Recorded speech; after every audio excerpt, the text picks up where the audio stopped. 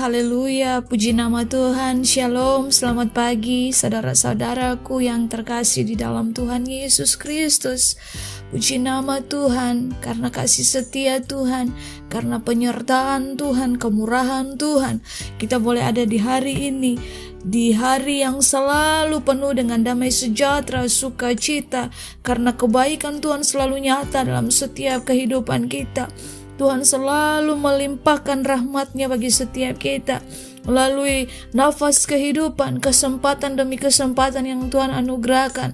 Mari kita pakai kesempatan yang Tuhan beri dalam setiap kehidupan kita untuk kita mengejar Tuhan, hidup dalam ketetapan-ketetapan-Nya Tuhan, hidup dalam jalan-jalan-Nya Tuhan. Kita menyenangkan hati Tuhan, kita beri yang terbaik dalam kehidupan kita, yang terbaik untuk Tuhan. Mari Bapak Ibu saudara-saudaraku, tidak ada yang lebih indah di hidup ini selain kita hidup menyenangkan hati Tuhan. Hidup kita hanya sebentar, mari kita lakukan seperti apa yang Tuhan mau. Kita lakukan yang terbaik yang Tuhan beri dalam setiap kehidupan kita. Kita lakukan yang terbaik untuk Tuhan. Mari saudara-saudaraku, sebelum kita merenungkan dan mendengarkan bersama sabda kebenaran firman Tuhan, kita masuk dalam hadirat Tuhan dengan hati yang bersih, hati yang murni. Kita minta Tuhan tahirkan hati, biar kita mendengarkan sabda kebenaran firman Tuhan, merenungkan sabda kebenaran firman Tuhan.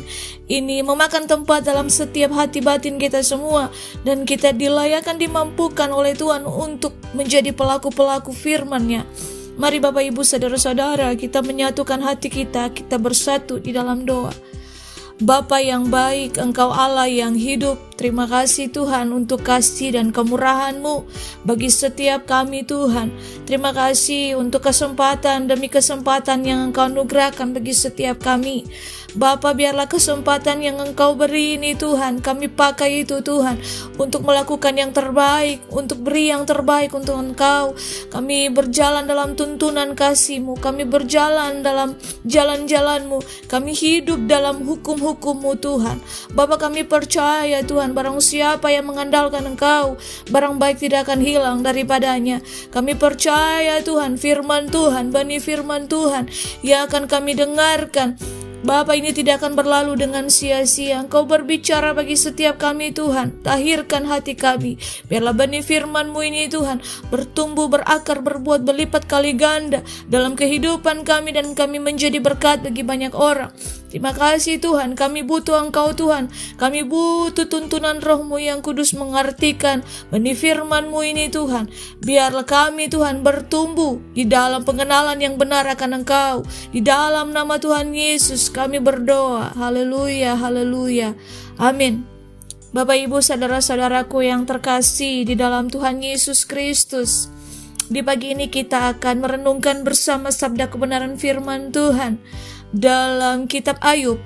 Ayub yang ke-42 ayatnya yang kedua. Saya beri tema di pagi ini, rencana Tuhan tidak akan gagal. Dalam Ayub yang ke-42 ayatnya yang kedua firman Tuhan katakan, Aku tahu bahwa Engkau sanggup melakukan segala sesuatu, dan tidak ada rencana-Mu yang gagal. Bapak Ibu saudara-saudaraku yang kekasih, kita belajar bahwa dalam kisah Ayub kita tahu bersama kisahnya Ayub, bagaimana Tuhan mengizinkan dia, Tuhan menguji dia, dan dia berdiri sebagai pemenang. Akhirnya dia berdiri sebagai pemenang. Dalam ayat firman Tuhan ini, jika rencana manusia sering gagal, maka rencana Tuhan tidak pernah gagal, karena Ia sanggup melakukan segala sesuatu. Kita tahu latar belakang pernyataan Ayub ini adalah penderitaan yang dia alami. Ayub mengalami kehilangan yang besar dalam hidupnya, termasuk kehilangan harta benda, keluarga, dan kesehatan. Meskipun Ayub menghadapi penderitaan yang luar biasa, dia masih mempercayai bahwa Allah kuasa untuk melakukan segala sesuatu, dan bahwa rencana Allah tidak akan pernah gagal dalam kehidupannya.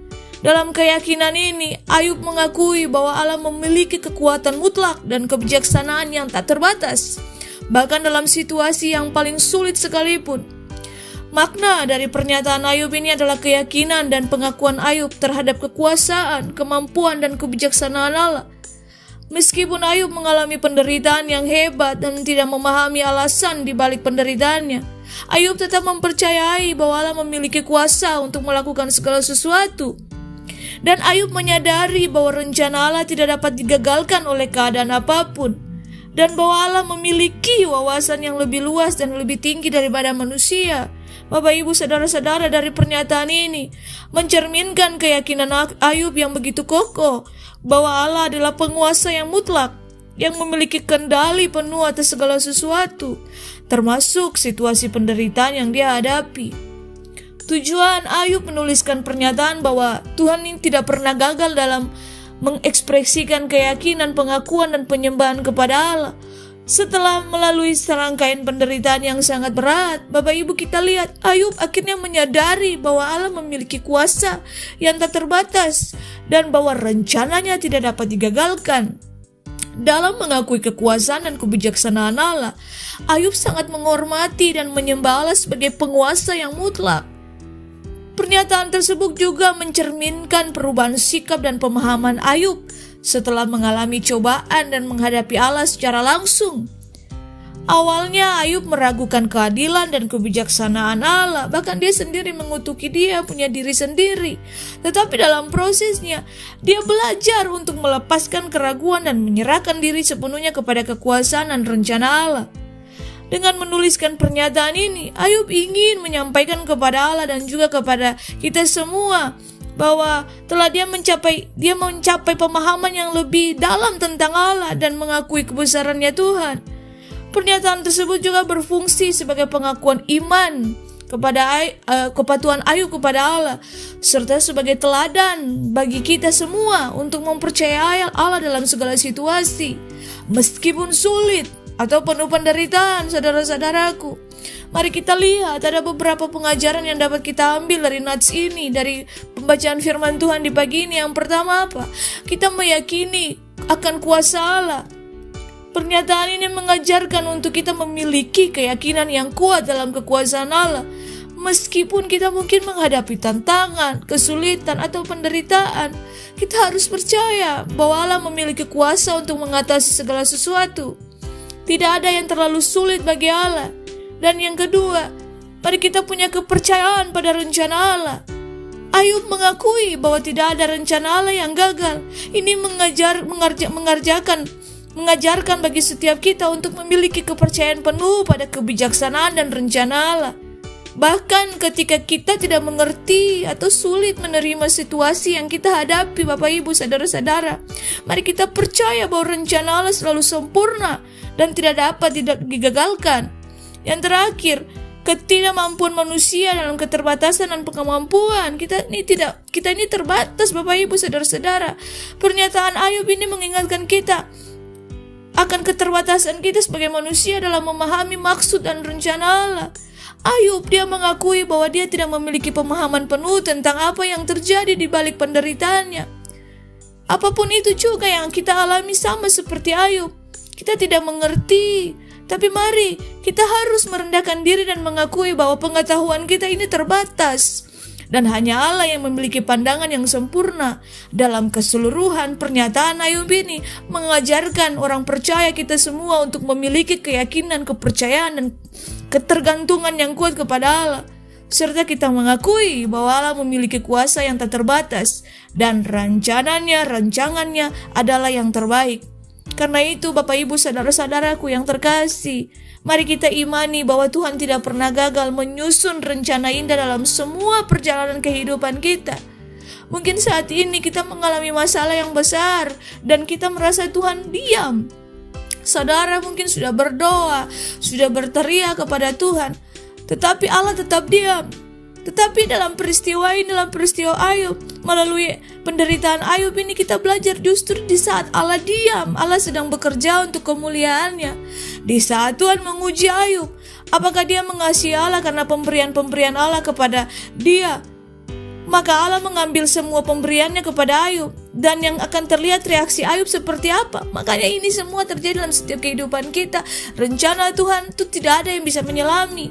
Demikian juga kita saat ini, mungkin kita tidak mengerti apa yang terjadi dalam kehidupan kita. Tapi mari kita percaya seperti Ayub. Saat Ayub tidak mengerti, dia kehilangan semua apa yang menjadi pemberian Allah. Tetapi Ayub tetap mencintai sang pemberi, karena tetap ada yang ditinggalkan untuk Ayub, yaitu apa? Di saat Ayub dicoba oleh iblis, Allah menyatakan bahwa hanya Tuhan menyayangkan dia punya nyawa. Ambil semuanya, tapi jangan ambil nyawanya Ayub. Kita harus bersyukur kepada Allah atas apapun juga yang masih Allah percayakan kepada kita. Masih ada yang disisihkan kepada kita, karena Allah pasti akan tetap memberikan kita untuk memiliki segala sesuatu. Dan jikalau kita harus kehilangan nyawa sekalipun, kita masih memiliki Yesus yang tidak akan mungkin diambil dari kehidupan kita. Kita harus bersyukur bukan karena situasi atau keadaan, tetapi kita bersyukur karena kita miliki Yesus yang luar biasa. Kalau kita bersyukur karena pemberian-pemberian Allah, sedangkan kita hidup semakin hari ini semakin tua Bapak Ibu, kita akan semakin kehilangan waktu kita dimanja dan hidup santai. Tetapi saat kita mulai tumbuh besar, kita harus belajar jalan sendiri. Kita kehilangan gendongan dari orang tua dan mulai harus sekolah. Kita kehilangan waktu untuk santai dan main, lalu kita mulai lulus sekolah dan harus cari uang. Mulai kehilangan rasa nyaman dan khawatir akan masa depan. Dan terus dewasa sampai akhirnya apa? Kita menua dan mulai kehilangan kesehatan. Puncaknya kita akan kehilangan nyawa kita, yaitulah hidup. Kalau kita hidup bersyukur karena situasi dan keadaan, maka hidup kita akan penuh rasa kehilangan. Tetapi jika kita hidup karena memiliki Yesus, maka damai sejahtera, sukacita, dan ucapan syukur tidak akan pernah akan hilang dalam setiap kehidupan kita, Bapak Ibu. Jadi Allah membuktikan tuduhan iblis salah terhadap Ayub. Melalui Allah mengizinkan iblis mengambil semua yang Ayub miliki. Dan dalam situasi ini kita belajar bahwa rencana Allah dalam kehidupan Ayub tetap setia dan tetap mengasihi Allah. Bagaimana dengan kita ketika Tuhan mengizinkan semua terjadi dalam kehidupan kita? Apakah kita masih tetap percaya bahwa rencana Tuhan itu luar biasa? Apakah kita tetap percaya bahwa rancangan Tuhan adalah rancangan damai sejahtera? Pertanyakanlah itu dalam setiap kehidupan kita masing-masing. Mari kita berjalan dalam rencana Allah, walau terkadang Allah tidak memberitahukan rencananya kepada kita. Ada satu hal yang harus kita pegang, yaitu Allah itu baik, Tuhan Allah itu tetap baik. Dia tidak akan mencelakai kita. Dia mempunyai rencana yang indah. Walau mungkin kita tidak melihat wajahnya, tidak mendapat jawaban atau suara Tuhan, tetaplah kita percaya kepada Allah. Jangan takut, mari kita percaya saja. Bapak Ibu, semoga renungan firman Tuhan ini dapat memberkati semua kita dan dapat menuntun jalan-jalan kita. Renungan firman Tuhan tentang rencana Tuhan tidak ada gagal dalam kehidupannya Ayub. Begitupun akan terjadi dalam kehidupan kita. Allah memiliki rencana damai sejahtera dan bukan rancangan kecelakaan bagi orang-orang yang dikasihinya. Allah akan mendengarkan doa dan menjawab permintaan orang-orang yang berseru mencari wajahnya. Allah akan mengumpulkan orang-orang yang telah tercerai-berai, mengembalikan mereka kita ke tempat asal miliknya kita. Allah bekerja dalam segala sesuatu untuk mendatangkan kebaikan bagi setiap orang yang mengasihi Dia. Dan Allah diam, bukan karena Dia diam, tapi Dia sedang bekerja untuk menyatakan kemuliaannya. Allah memiliki kuasa untuk mengatasi masalah dalam apapun dalam kehidupan kita. Meskipun kadang kita menghadapi tantangan yang begitu luar biasa, tapi dalam keterbatasan kita, Allah malah bekerja dalam kelemahan kita. Kuasanya begitu sempurna. Kita harus memiliki kepercayaan yang penuh, kebijaksanaan dalam rencana Allah.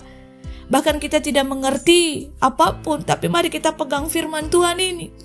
Rencana Allah tidak akan pernah gagal dalam setiap kehidupan kita. Jika rencana manusia bisa gagal, tapi rencana Tuhan tidak akan pernah gagal. Dia sanggup melakukan segala perkara. Yakini itu, pegang janji Tuhan, imani firman Tuhan. Karena firman Tuhan yang kita ketahui ini memerdekakan setiap kita. Percaya bahwa rencana Tuhan tidak akan pernah gagal. Kiranya kasih karunia dalam Tuhan Yesus Kristus senantiasa menyertai, memelihara setiap kehidupan kita. Kita berjalan dalam tuntunannya Tuhan, kita berjalan dalam kedaulatannya Tuhan, kita berjalan dalam jalan-jalannya Tuhan, sehingga hidup kita penuh dengan terang kasih Kristus. Kita bercahaya untuk menjadi berkat bagi banyak orang. Biarlah nama Tuhan selalu dipermuliakan dalam setiap kehidupan kita. Apapun yang menjadi persoalan hidup kita, badai apapun yang kita hadapi saat ini, percaya Tuhan Allah punya rencana yang indah bagi setiap kita. Bapak Ibu, mari kita bersatu dalam doa, mensyukuri akan kebaikan-kebaikan Tuhan lewat perenungan firman Tuhan, lewat apa yang menjadi kehendak Tuhan di pagi ini dengan firman Tuhan yang begitu luar biasa. Mari kita berdoa. Allah yang baik, Allah yang hidup, terima kasih Tuhan untuk kasih setiamu dan kemurahan-Mu. Terima kasih Tuhan untuk pernyataan-Mu di pagi ini bagi setiap kami. Engkau berkata bagi kami bahwa rencana-Mu tidak akan pernah gagal dalam kehidupan kami. Sekalipun Tuhan kami tidak mengerti, sekalipun banyak sekali tantangan demi tantangan yang kami hadapi, tapi firman-Mu dan janji-Mu tidak akan pernah gagal bagi setiap orang yang mengasihi Engkau Tuhan. Rencana manusia boleh gagal, tapi rencana-Mu tidak akan pernah gagal dalam kehidupan kami. Kami mengimani dan kami percaya firman-Mu terjadi dalam kehidupan kami. Kami mau berjalan dalam tuntunan-Mu. Kami tetap mau mengandalkan Engkau Tuhan Allah Immanuel. Kami tahu Tuhan Engkau tidak akan pernah meninggalkan kami. Tidak akan pernah meninggalkan setiap orang yang berseru dan mencari wajah-Mu. Tahirkan kami Tuhan, kuduskan kami dari hari lepas hari. Biarlah benih firman-Mu ini Tuhan menjadi rema dan tuntunan jalan yang terang bagi setiap jalan kami dan pelita bagi kaki kami. Kami tahu Tuhan Engkau tidak akan pernah meninggalkan setiap orang yang mencari wajah-Mu. Di dalam nama Tuhan Yesus, impartasi-Mu Tuhan lewat firman-Mu ini mengalir dalam kehidupan kami. Kami diperbaharui, roh kami diperbaharui, karakter perilaku kami diperbaharui dari hari lepas hari oleh firman-Mu yang kudus ini Bapa. Di dalam nama Tuhan Yesus kami berdoa. Haleluya, haleluya, amin.